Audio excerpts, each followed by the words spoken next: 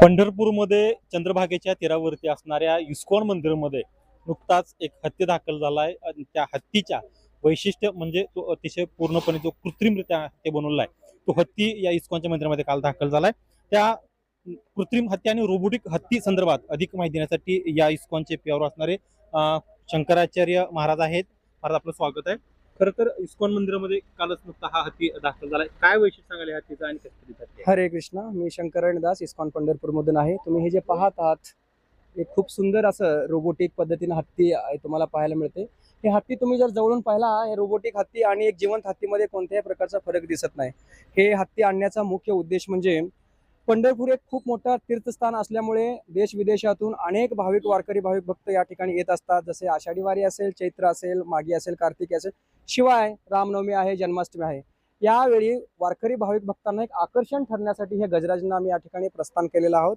विशेष करून भगवंतांना हत्तीच्या वरती विराजमान करून आम्ही प्रोसेशन करण्यासाठी किंवा प्रभात फेरी करण्यासाठी या गजराजांना या ठिकाणी आपण आणलेला आहोत. खरं तर खूप कृत्रिम हत्ती आहे, खूप आकर्षण आहे. कशी रचना कशी आहे आणि याचं structure कशी तयार बघा, केलेलं आहे? सर्वात मोठा जिवंत हत्तीचं वजनही खूप जास्त आहे, खाद्यही खूप मोठ्या प्रमाणात आहे. सांभाळते अवघड. सांभाळण्यासाठी थोडंसं अवघड आहे. क्रश मध्ये सांभाळणं खूप अवघड आहे. विशेष करून पंढरपूर तीर्थस्थान असल्यामुळे या ठिकाणी लाखो वारकरी भाविक भक्त येतात आणि हत्तीचा थोडासाही झाला तरी वारकऱ्यांना इजा पोहोचण्याची शक्यता असते. ते कोणत्या प्रकारचा हानी होऊ नये म्हणून आपण ही हत्ती आणलेलं आहे.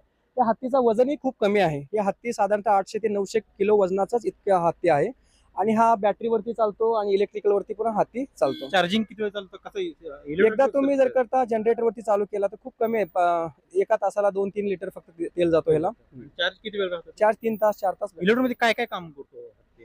या हत्ती विशेष करून तुम्ही पाहू शकता, सोंड हलवते, ह्याला दोन्ही म्हणजे पवारा पण मारतो, कान हलवतो, डोळे मिसमिस करतो, त्यानंतर शेपूट बी हलवतो. असं जो जिवंत हत्तीचं जे फंक्शन्स आहे ते सगळं कार्य हत्ती. कशा पद्धतीने इथं आणण्यात आला आणि कोणा म्हणून? हे जे प्रसिद्ध अभिनेत्री आहे, सिने अभिनेत्री हेमा मालिनीजी, त्यांनीच हे हत्ती गजराज हत्ती पाठवून दिलेलं आहे इकडं. तर ही हत्तीची निर्माण सर्वात जास्त द्रविड म्हणजे साऊथ भागामध्ये, केरळामध्ये ह्याचं जास्त भाग त्या ठिकाणी आहे. तिथंच हे हत्ती बनवलेला आहे. केरळवरनं ही हत्ती या ठिकाणी आम्ही आता आणलेली आहे. पुढचं वर्षभर तो हत्ती इथं राहणार की Yes. कसं राहणार? सर, एक कायमचाच हत्ती आमच्याकडे असणार आहे. विशेष करून विठ्ठल रुक्मिणी आणि जगन्नाथजींचं प्रोसेशन काढण्यासाठी या हत्तीचा खूप मोठ्या प्रमाणात आम्ही वापर करणार आहोत. किती वेळा बाहेर निघाल? पंढरपूरकरांना कधी आता येणाऱ्या 23 तारखेला सर्व पंढरपूर वासियांना असेल किंवा जवळ महाराष्ट्रातून या देश विदेशातून येणाऱ्या सर्व वारकरी भाविक भक्तांना एक इस्कॉन पंढरपूर मंदिराच्या वतीने एक आव्हान करतो आम्ही की तुम्ही सर्वजण 23 जुलैला ठीक दुपारी 1 वाजता सर्वजण सांगोला चौकामध्ये या.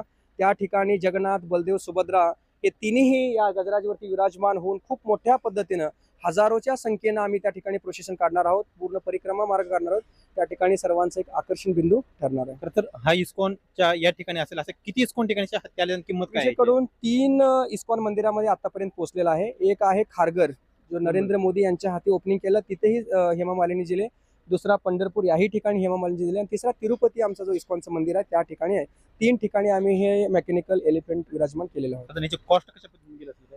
सर, असं कॉस्ट आमचं कालच मला जीएसटी बिल मिळालं. 10,75,000 रुपये विथ जीएसटी सहित बिल आहे फक्त हे बनवण्यासाठी.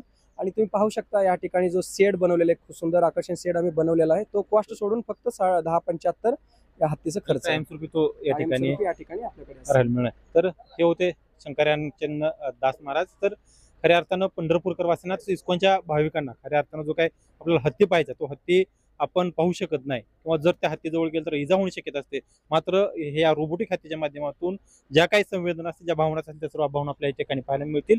आणि खऱ्या अर्थानं ज्या काही धार्मिक याच्यामध्ये आपल्याला प्रभात फेरी करण्यासाठी किंवा फेरी करण्यासाठी जे मुख्य आकर्षण असणार आहे ते आकर्षण पंढरपूरकरांना पुढच्या काळामध्ये दिसणार आहे.